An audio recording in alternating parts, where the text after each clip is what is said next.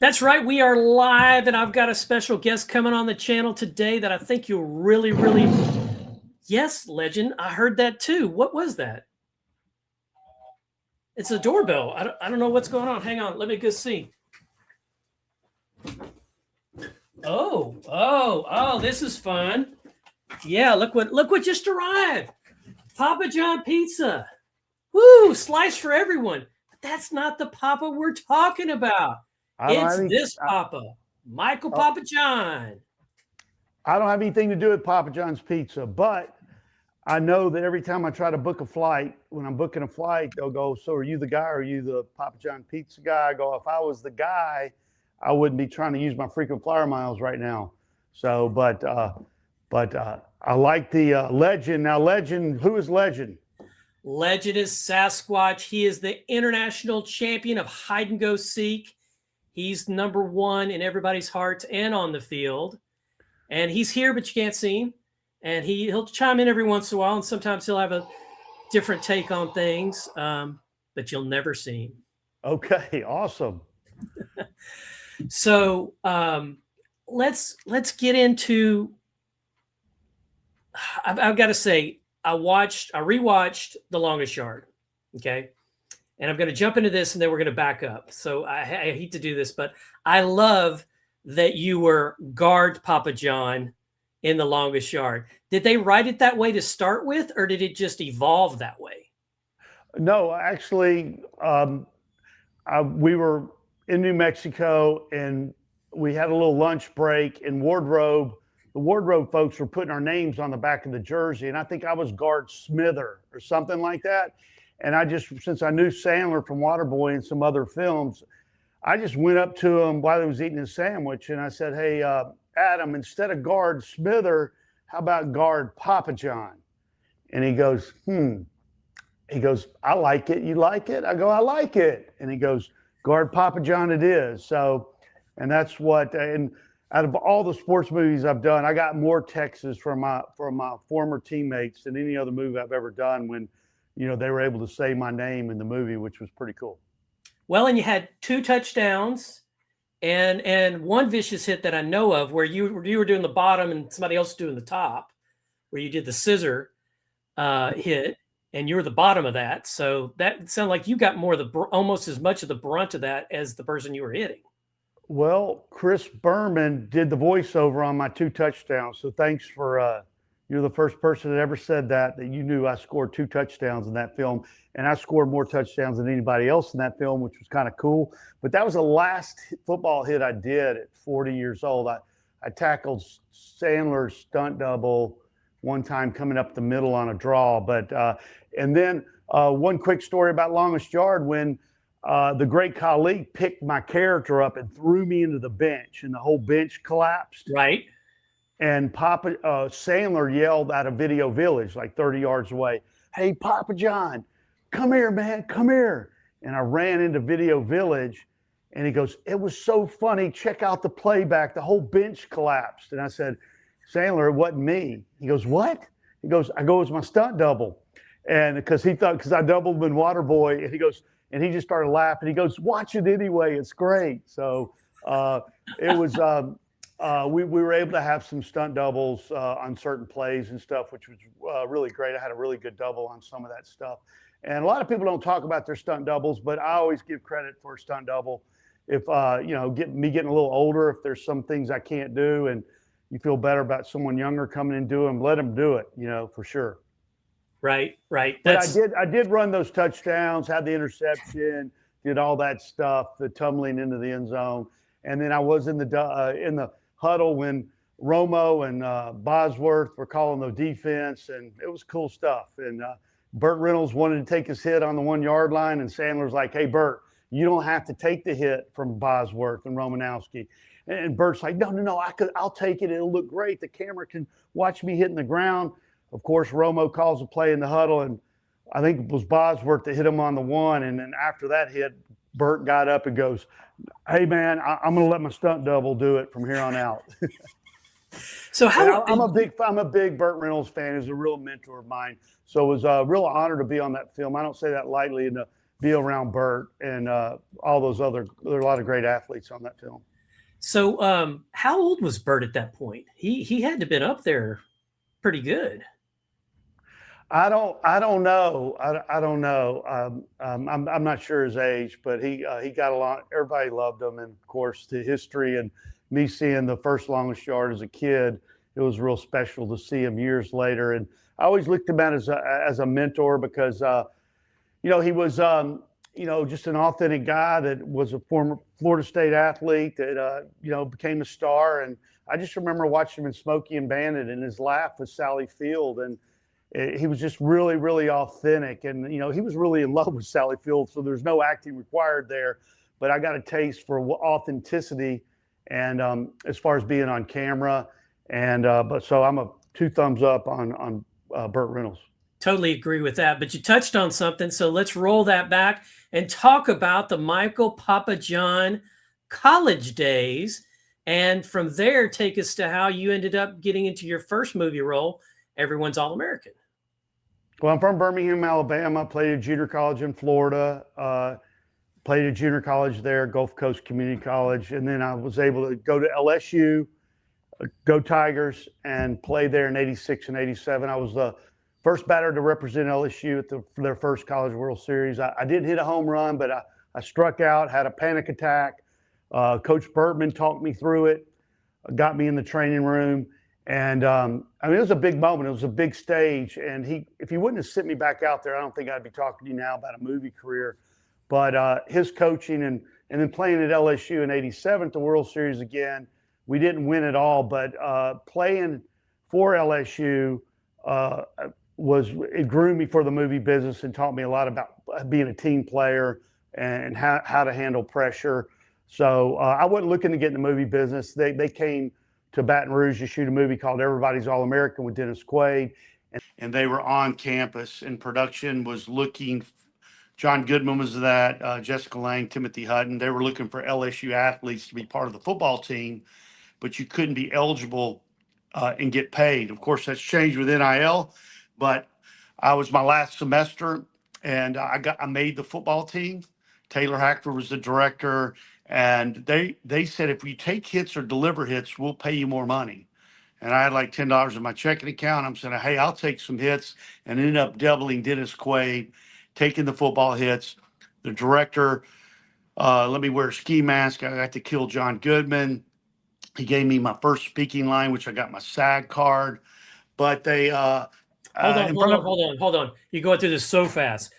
So when you killed John Goodman, didn't you throw him through a window or a glass thing? Yeah, it was a stunt double, guy named Bob Elmore. Yes, but yeah, and I worked with some Hollywood stuntmen, got to wear a ski mask, and that was my first fight scene to do. And then I did a speaking line with Jessica Lange and another actress and John Goodman, and at a fraternity scene. He got cut from the movie, but I was able to get my Screen Actors Guild card on that film. So it was the first. But Taylor Hackford pulled me off the side. They presented a trophy to me in front of 15,000 people at Tiger Stadium when we were filming one night after one of the games. We filmed at halftime, and we filmed after, and it was about 15,000 people there. And he gave me a trophy, and it said "World's Greatest Hitman" on the bottom of the trophy. I still have that trophy in my office. It means a lot to me. But Taylor pulled me off the side and said, "Papajohn, you're athletic and a really great guy. I think you should be a Hollywood stuntman." So that's. And then I went to talk to Coach Bertman about it before I moved out to Hollywood. Coach Skip Bertman, big influence on me. Bear Bryant of college baseball. You know, and he coached Andy Garcia and Mickey Rourke in Little League, and he always used to talk about Miami Vice. And I'll just give you the short version. I had a great one-on-one meeting with him. I had 2 black eyes from doubling Dennis Quaid, and the helmet hitting my bridge of my nose. But he said, "Hey, Papajohn," I go, "Should I move to Hollywood?" He said, "Yeah, look, do what you did at LSU, be a team guy and give 110%. And whatever you decide to really do in Hollywood, always look for the best mentors in coaching." And I did exactly what he told me to do. That's awesome. That's awesome. So from there, you worked another movie with, it's escaping me now. So we're going to skip over to WATERBOY. you did Waterboy, and you did all the hitting. So none of that that may be Adam Sandler squealing like a pig, but that's you popping the leather and jumping through the air. Well, before I even talk about Waterboy, there were baseball. This is a sports, movie podcast, and I did a lot of baseball movies, and I'm really proud of Mr. Baseball, Little Big League, For Love of the Game, and Waterboy was right around For Love of the Game, but right before For Love of the Game, and then in between that, I was drowning on Titanic, and there are a lot of action movies. I was dying in A Racer with Arnold Schwarzenegger. Now, I'm not giving you my credits, but No, when no, you you're jump to doing good. Waterboy. You jump to Waterboy, there's just from doing extra work and being Bruce Willis's photo double on Moonlighting when Bruce Willis got Die Hard. I like thinking about those times, but you're asking me about Waterboy. Yeah, I found the movie that I was wanting to ask you about, Glory Days.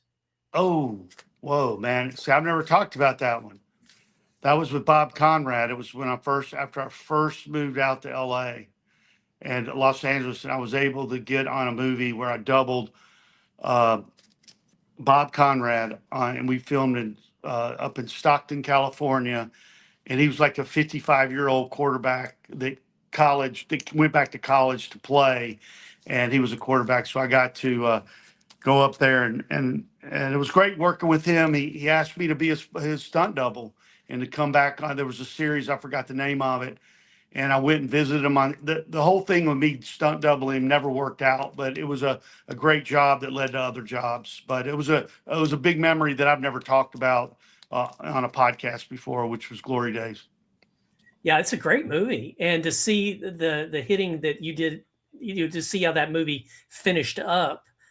I mean, they just released another movie called The Senior, which basically is Glory Day all over again, because the guy in Senior goes back to college. So it's the same. I think Hollywood premise. has a bad habit of releasing movies that have already been done. So that's my opinion anyway. But right. I never, not to take anything away from, what's it called? The Senior. No, I haven't seen it, but yeah, well, and it's based on a true story. So somebody might have saw the Glory Days and said, I could do that. Yeah. And then he did, and then they made a movie out of it. It's a cute movie. So yeah, you worked on some other movies, and then you got tapped to work as Adam Sandler stunt double in Waterboy.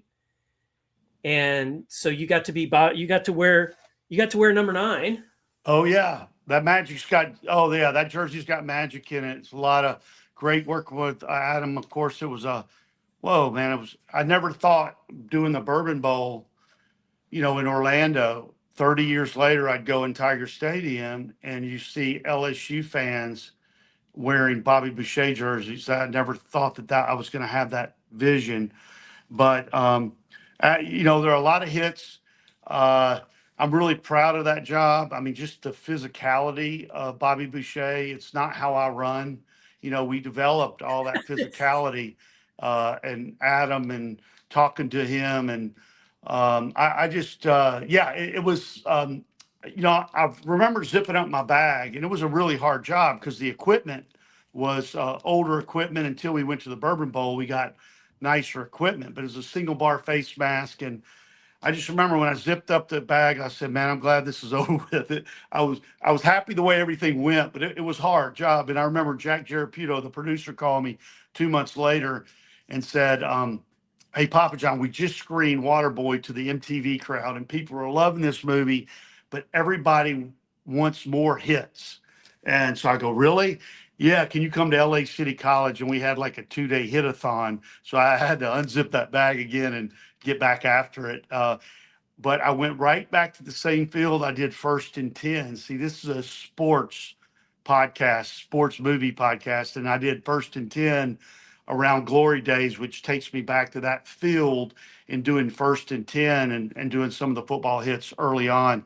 I'm 22 to 37 years old. Nobody took more football hits than me in the movie business. That's why, we nicknamed a documentary I'm doing is called The Hollywood Hitman. But a lot of football hits for sure. Right. So we're going to come back to Longest Yard because we haven't talked about that yet. But I want to talk about Little League. Did I say that right? Little Big League. No, that's all right. Little Big League. Little Big League. And in Little Big League, because I've watched it, you asked when we were doing our pre-work, you asked me if I'd watched it. I'm like, huh? And then I went back and I'm like, yeah, I'd watched it a couple of weeks ago, but I watched it again 2 days ago. And the thing I liked about it the most was, you know, you do some diving catches and things, you do some actual baseball work, but they're running the credits and they're showing each player and they show you and your name. And so you got the visual credit that you deserve. I love it when movies do that at the end, because you get to see that now that everything's concluded and we get to see them again and it's in action. And we see this person, we saw the little boy and we saw Jason Robards, and they go through, and then it's you and then there's several other people. I just thought that was a good nod to you in your production and working on it. I mean, because yeah, there was Ken Griffey Jr. Yeah, there was the stork. What's his name? Randy Johnson. You know, the stork. Right. He's so tall and skinny. I mean, he's what, 7 foot tall? Well, I don't know. He's a tall guy. And Baerga, it could go on and on. There were a lot of Major League Baseball players ended up being in the Hall of Fame on that film. But yeah, you know, it's one of my favorite comedies, and to be able to, it was a Castle Rock film.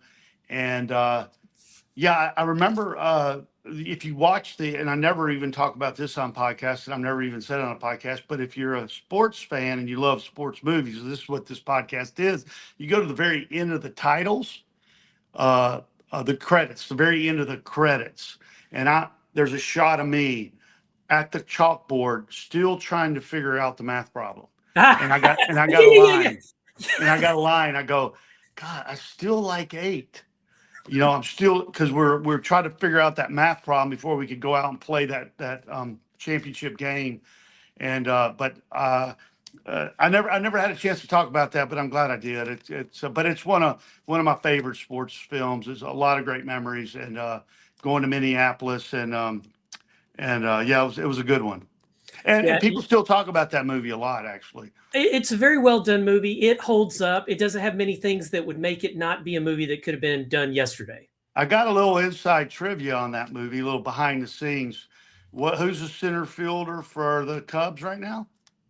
I have no idea. Crow. I should know his whole name. He's one of the best players in the big leagues. I don't follow baseball like I should, but I know that his mom was the lead in that film, Ashley Crow. And, oh, wow. You know, years later goes by, and Ashley has a son, and he ends up being a first-round pick, and now he's a center fielder for the Cubs and one of the top players in the big league. So that's kind of a movie trivia that a lot of people don't talk about. Tell me a little bit about Mr. Baseball. Were you in Japan filming that, or was that fake Japan? No, that's fake Japan. We're outside of Los Angeles.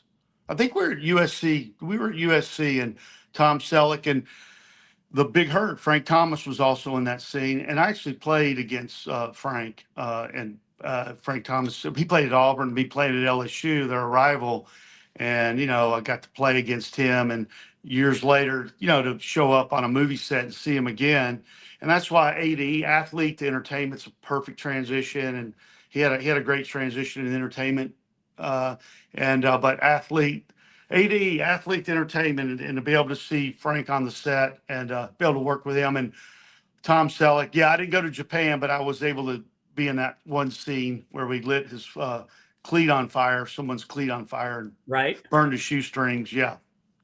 Yeah, that sounds like that, and that's real baseball stuff right there. That's well, it's funny. The Babe. One of the first movies I went on location was The Babe, and I wasn't a baseball player, but it meant a lot to me because I got to see John Goodman, and I worked with John Goodman on Everybody's All American when I double Dennis Quaid, and I got to see him again, and it was I was a heckler, but when I saw him, I was able to go to his trailer and see him after we were filming that day. And I really just asked him about acting, and he gave me some great advice on me moving forward with my career and how to do that. And I'll never forget the time he spent with me. Right. Because, you know, you wouldn't think he would, right? But he's very generous, down to earth, very generous. And I'm a big John Goodman fan. That's for sure. So I would be remiss if I didn't work in Starship Troopers. Yeah, because there's football in Starship Troopers. And now it's futuristic football, but it's in there, so I gotta bring it to the channel. Oh yeah, so I was that was a big job for me just because it was early on in my career. I wasn't in the desert with a gun and running around, but I was on the football sequences, which I met a stunt coordinator on there named Vic Armstrong, and Vic Armstrong referred some of the football stunt guys to a small movie called Titanic, and that got me on Titanic. You know, there are 240 stunt players, stunt men and women from all over the world. And I was thinking I was one of 30 from the United States. And that was all because of Starship Trooper and Vic Armstrong talking to a stunt coordinator named Simon Crane.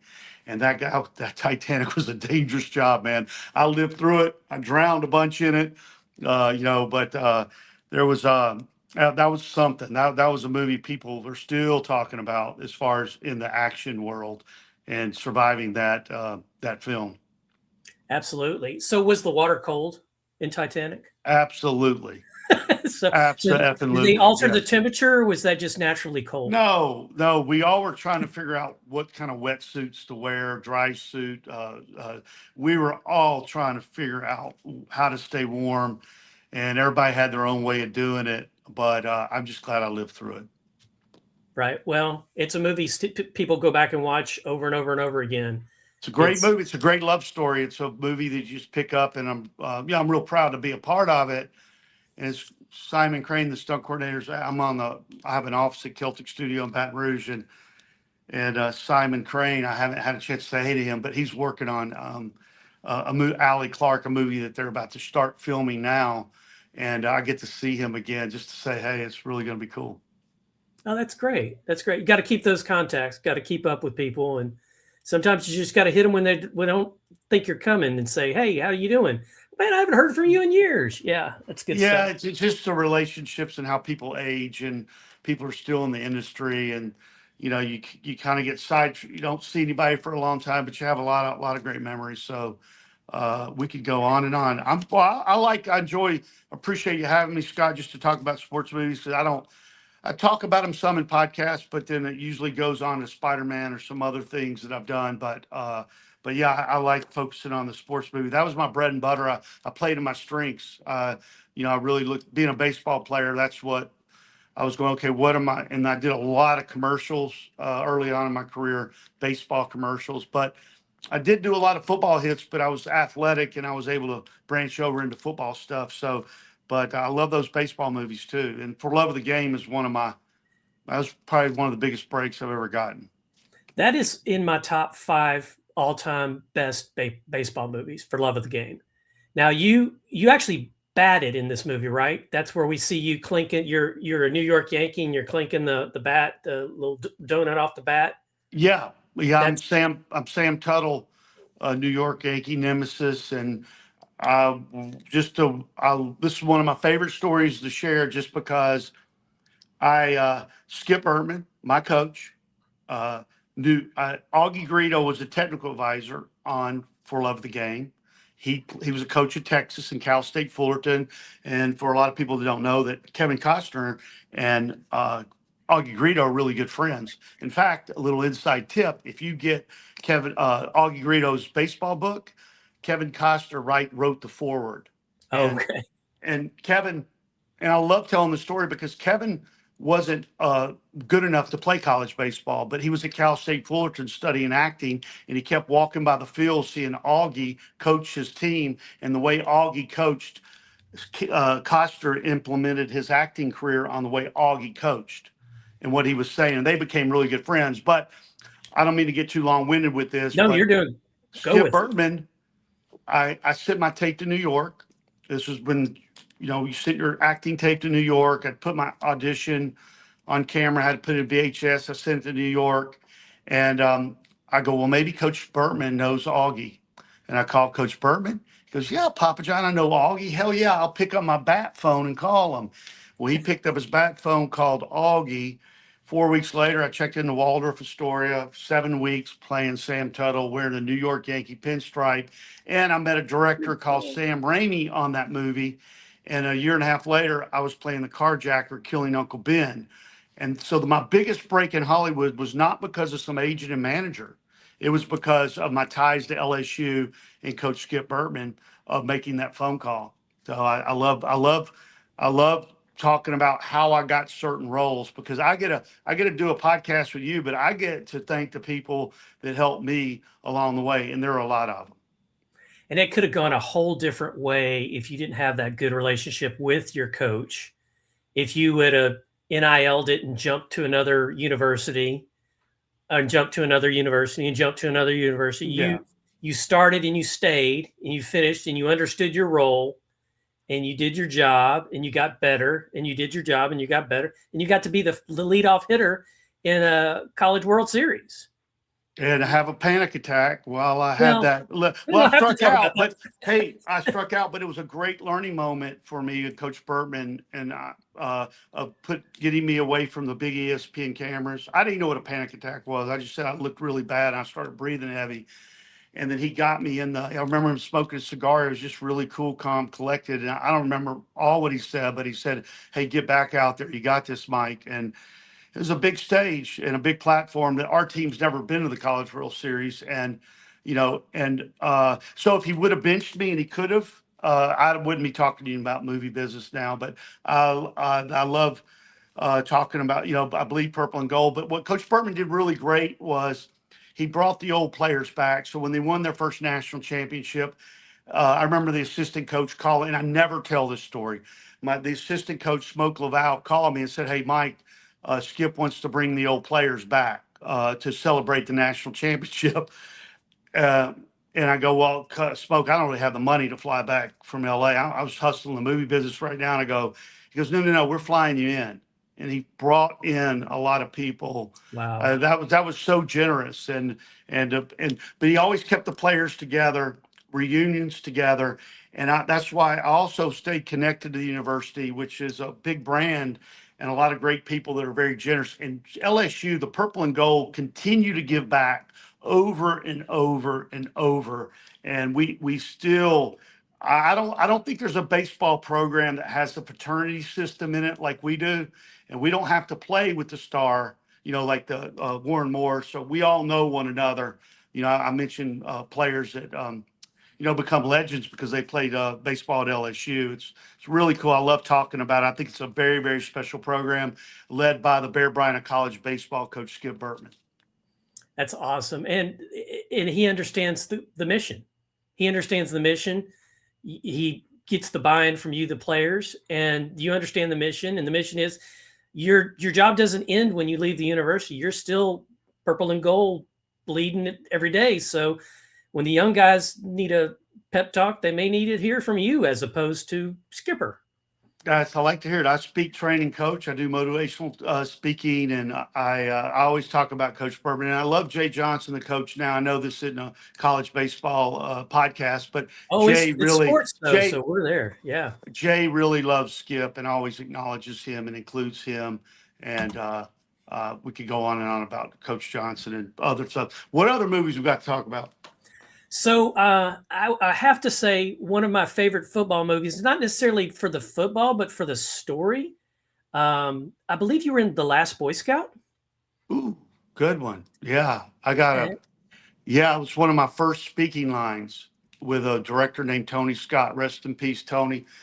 What a great director. He loves the stunt community too. But I had a part, and wow, I was chewing some gum on the set, and I said my line. I hit Bruce Willis's stunt double over the head, or one of us did, and he fell down. And my line was, "That's him. He was with her." And I'm chewing my gum. And Tony behind the camera goes, "Just throw it away, mate." And so I threw my gum away because he was just keeping the camera rolling. And he goes, "No, why'd you throw your gum away?" I go, "Well, you said throw it away." And he goes, "No, mate. I meant throw the line away." And the whole crew started laughing. And that's what I learned about a director giving you a note. Just throw it away. That's a kind of an acting note.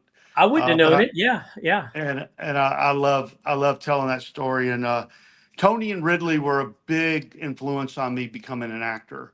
I had moments with Tony and Ridley. I don't want to get in long-winded stories, but they really encouraged me to early on that it just that, hey, I think you have something as an actor, and you need to put some energy in that, and really guided me that in my mind. I had someone pull me off the side like Ridley Scott to say that hey, that I really like your look and your energy, and I think you should focus on acting. So I never tell that story, by the way. Well, I appreciate you telling it here today. And let me just say, because I haven't said this yet, seeing your history of the movies and then knowing where you are in the movies and knowing who you are, because your look changes through the years, right? I mean, you're supposed to look the character you look. The Bobby Boucher, you had long, shaggy hair. You were clean shaven, because we're supposed to know that that's Adam Sandler, right? And then when you go to be guard Papajohn, you have a mustache, you have a goatee now. Sometimes you have facial hair, sometimes you don't. Your hair's different. And now that I can see you, my hair is different. That's for sure. That's for sure, man. But having seen you in all these movies, it's like I've known you my whole life, because you've been part of the movies that have, through the years, that we've watched and been a part of. And you've been the bad guy, you've been the good guy, you've been the bad guy, you've been a guard, you've been this, you've been that. And it feels like we've known you forever. And so that's positive. Now, you have something coming up that I want to talk about. But before we do that, you had mentioned maybe sometime we could do a jersey swap, and maybe I could jersey swap with you. No, I'm kidding. Stuff that you've taken home from movies. Oh, okay. Well, I'm big into movie memorabilia, and I'm not saying how they got in my bag. And with wardrobe, with props, I like to have some mementos from special occasions. So it reminds me of someone reached out to me about Whatnot, and I'm doing a Whatnot March 27th. It's Omega lower underscore level underscore toys. Omega underscore level underscore toys. And we go live, and I've been doing the comic conventions this past year and a half. I picked up those. So we got a bunch of fun stuff to sign: jerseys, baseballs, carjacking guns. But I got some movie memorabilia that I'm pulling out of the attic that we're going to have a lot of fun putting it out there, because you're talking about all the roles I've played over the years and how I've looked different. You're talking about 35 years of just even Terminator Salvation gloves, the gloves I wore in that movie. And not to pitch the Whatnot app, I think it's just a powerful way to connect to the fans and people that are into that stuff. So thanks for letting me pitch that. And I'm excited about the Whatnot in the future comic conventions. So what's the stuff that so I know you got stuff that you're going to release, but what's the thing or things that you hold dearest from a movie? What's the thing that you're like, oh no, nope, I'm keeping this. This one's mine. Well, I got the Longest Yard helmet, and I got the original WATERBOY jersey. Those are just, you pick them up and you just have that.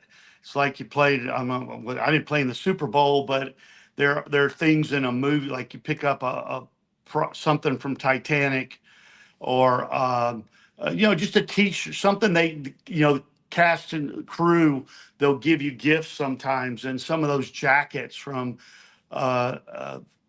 just films that you have, like even Little Big League to American Ultra. I just remember there's just things that were given to you that you may not wear. There's some things I'm not going to give. I don't know. I wanted to get like a game room where I have a pool table, and it's not to put up all my movie memorabilia, but there's certain things that are just really great conversation pieces that I'm not going to give up. But I look at this Whatnot stuff, and I go, I'm gonna give up some of this stuff and have fun with people that are interested in learning more about it, or having something signed like that.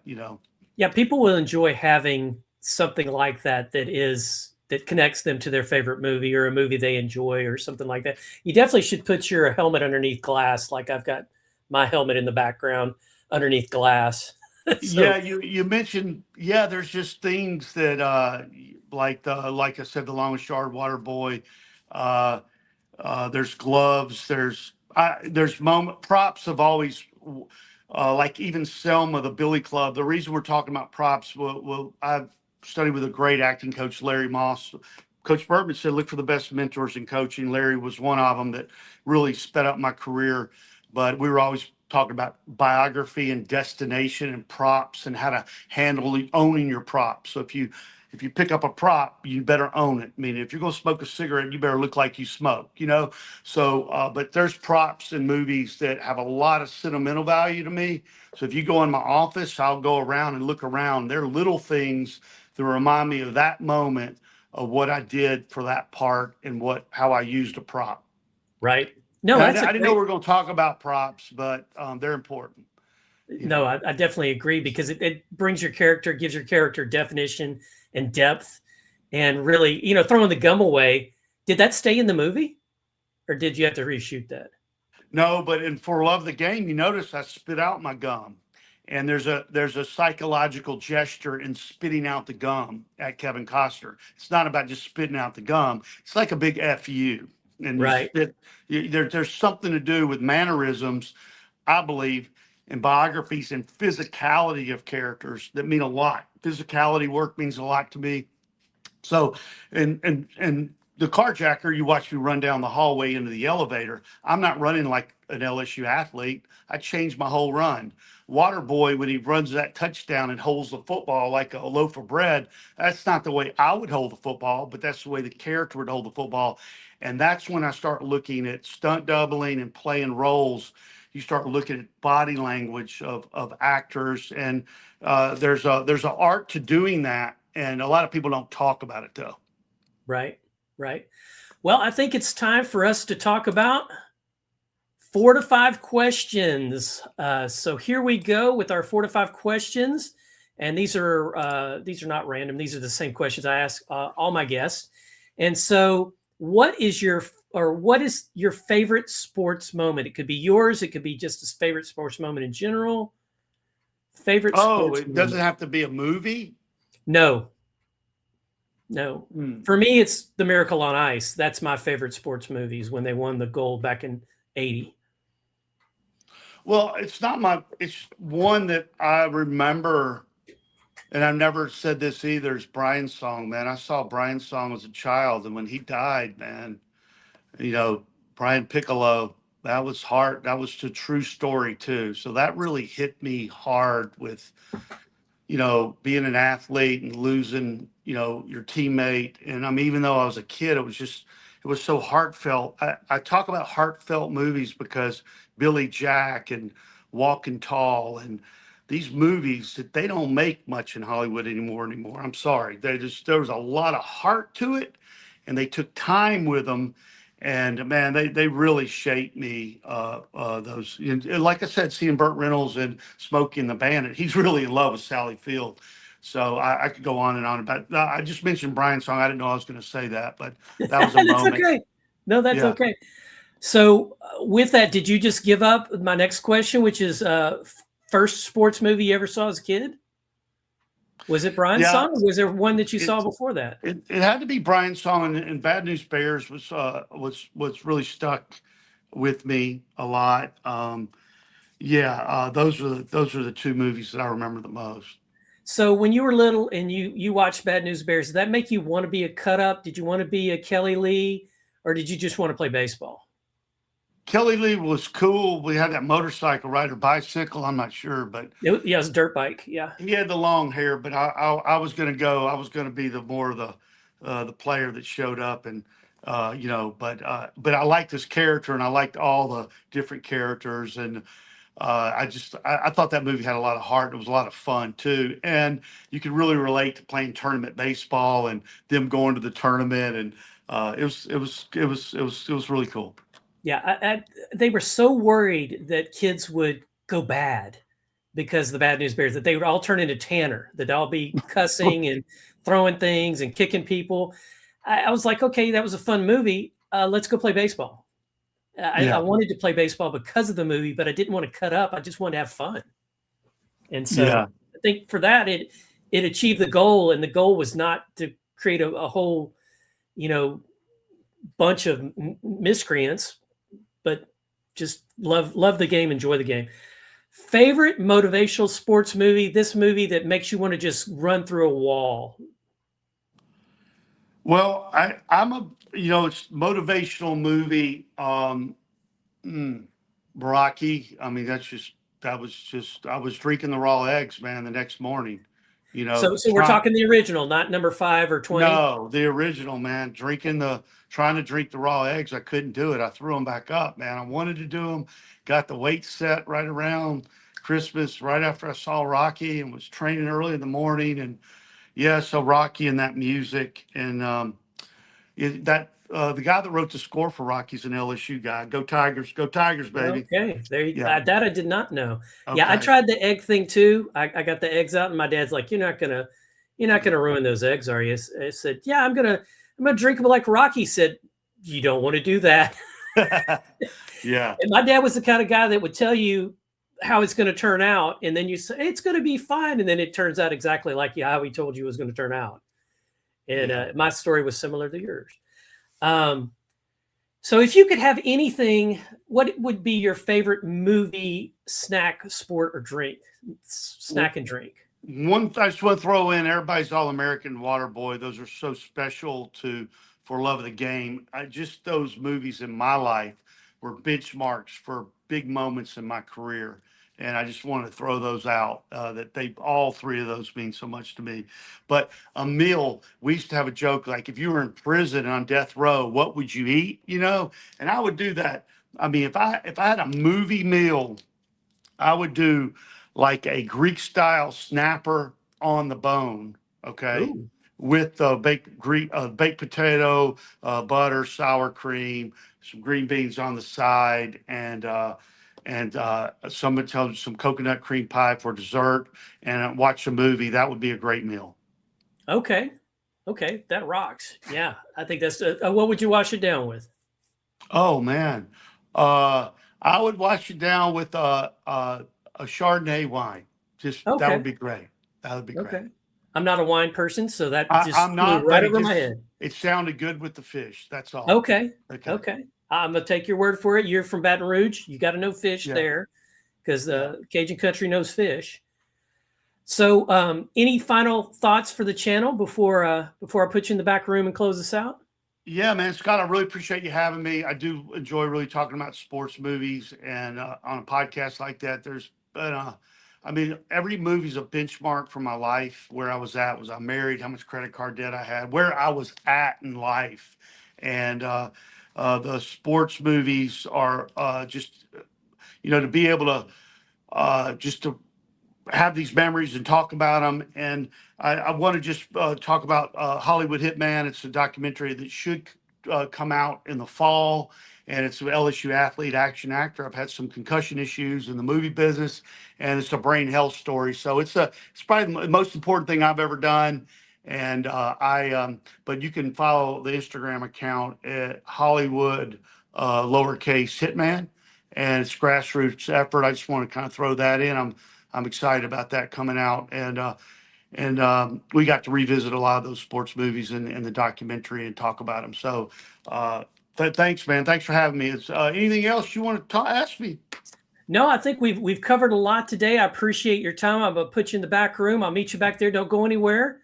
Thank you so much. Hold tight. Hey, it's Scott with Rafters Sports and Movies. Today we had the Hollywood Hitman. You heard it right. You heard it first here. Hollywood Hitman. He's got a documentary coming out soon. He's also got some whatnot stuff going on. I'm going to try to get the information for that so I can put it in the description for you, so you maybe could buy a bit of Hollywood history straight from the guy that did great movies like, I don't know, America's All-American, America's Favorite All-American, Mr. Baseball. He was in the Iron Claw. He was in THEBABE. Lots of sports movies that he's been a part of. Great part of Hollywood.